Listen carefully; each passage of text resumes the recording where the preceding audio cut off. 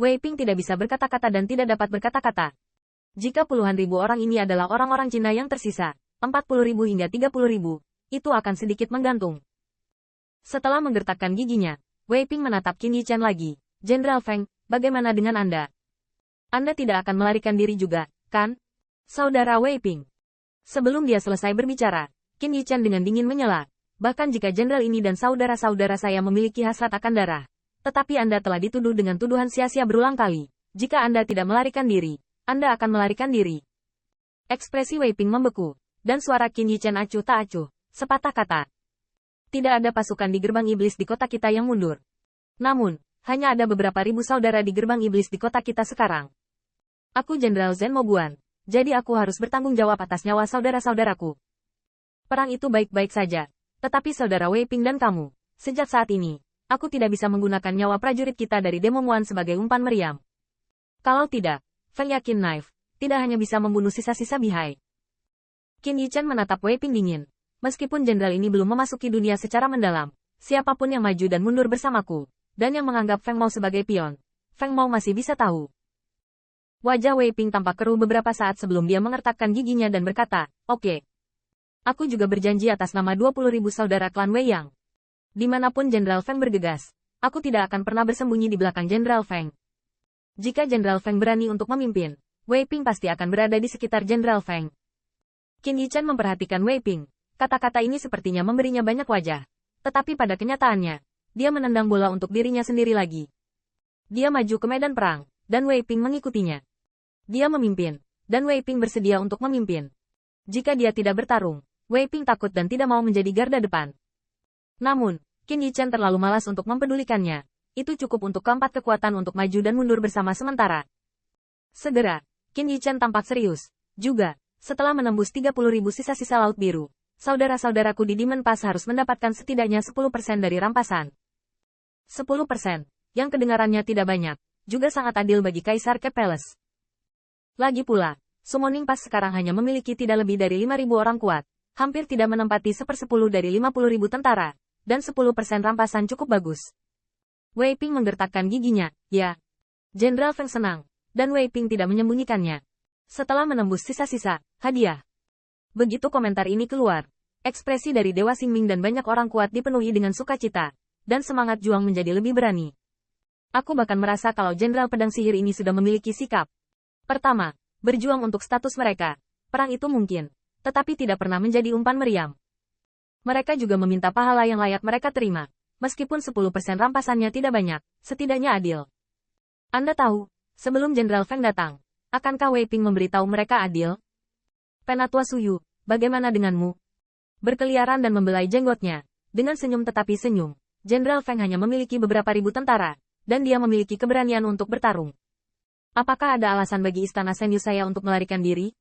Wei Ping menatap Men Qianmei lagi, hanya untuk melihat jari giok yang terakhir bermain dengan ujung-ujung rambutnya. Bergumam, klan Manhua saya tidak mampu kehilangan barang rampasan. Ini baik. Kalau begitu bunuh 30.000 dosa itu, aku sedang menunggu hadiah. Wei Ping juga keluar tiba-tiba. Dia harus menunjukkan kemampuannya kepada Permaisuri Tianfei.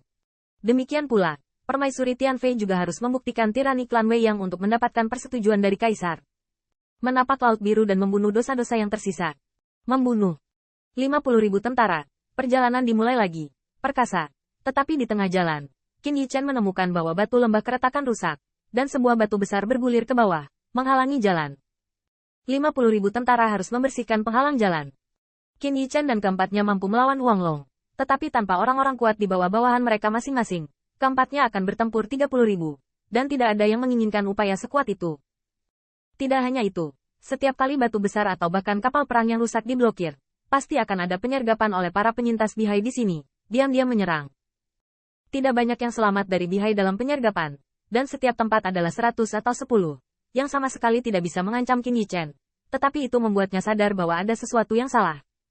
Sisi lain menduduki tempat terbaik dan mundur dengan tertib. Itu benar-benar kompeten untuk pembentukan pasukan.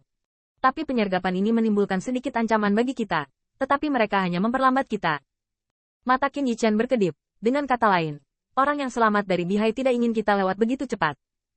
Selain itu, ada banyak 30.000 orang yang selamat dari bihai, dan mereka jelas dijaga di sini, hanya untuk membunuh dan menyergap mereka, yang paling cocok adalah menduduki ngarai. Tapi ada penyergapan. Klan Bihai yang kuat memegang busur tulang, bahkan hanya membawa kurang dari 10.000 orang. Mereka ingin membunuh kita, ingin kita dimakamkan di sini. Tetapi ada lebih banyak orang yang selamat dari Bihai. Tetapi mereka belum muncul. Ditambah memperlambat. Aku khawatir itu beberapa tindakan. Lagi pula, jika Anda ingin bertarung sampai mati, ngarai barusan adalah yang paling cocok. Bahkan jika semua 30.000 orang yang selamat dari Bihai melakukan penyergapan, mereka akan menderita kerugian besar. Mungkin mereka akan kehilangan baju besi mereka dan meninggalkan baju besi mereka jika mereka bisa membunuh mereka dan mundur lagi dan lagi. Qin Yichen bisa menebak bahwa pemimpin dari 30.000 orang yang selamat dari Bihai ini secara alami juga akan bisa menebak, tetapi dia tidak melakukannya. Itu jelas bukan hati yang baik hati, tetapi haruslah 20.000 orang yang selamat dari Bihai. Ada hal-hal yang lebih penting. Wei Ping juga menyadari apa yang salah, maju dengan kecepatan penuh. Jangan biarkan sisa waktu untuk bernafas. Pada saat yang sama, di kedalaman ngarai, ada keretakan yang mengerikan. Dan di sekitar lembah keretakan itu, bebatuan aneh terjal, dan ada penghalang yang dibangun oleh klan Bihai untuk menjaga tempat ini. Dan di bawah lembah keretakan, ada api melonjak, dan air laut yang dingin menguap menjadi kabut. Itulah sebabnya Qin Yichen merasakan aliran laut ke dalam keretakan. Tetapi yang aneh adalah bahwa laut biru yang dalam tidak ada habisnya.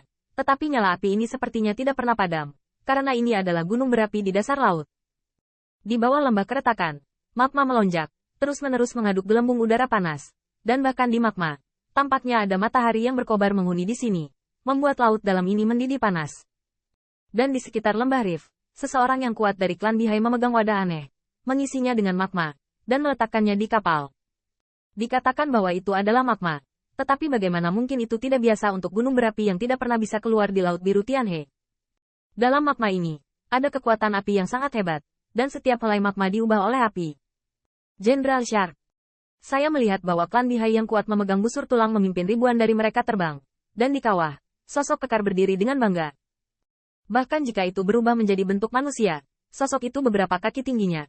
Otot-ototnya meledak, tulangnya kuat, dan di lehernya, ada sirip yang terus bernapas. Jenderal Bond. Jenderal Shark berbicara, mengungkapkan dua baris taring tajam. Jenderal Lai, jangan biarkan kamu menjaga sisi langit. Mengapa kamu kembali? Wajah Liegu muram. Pencuri-pencuri itu, ditemukan di sini.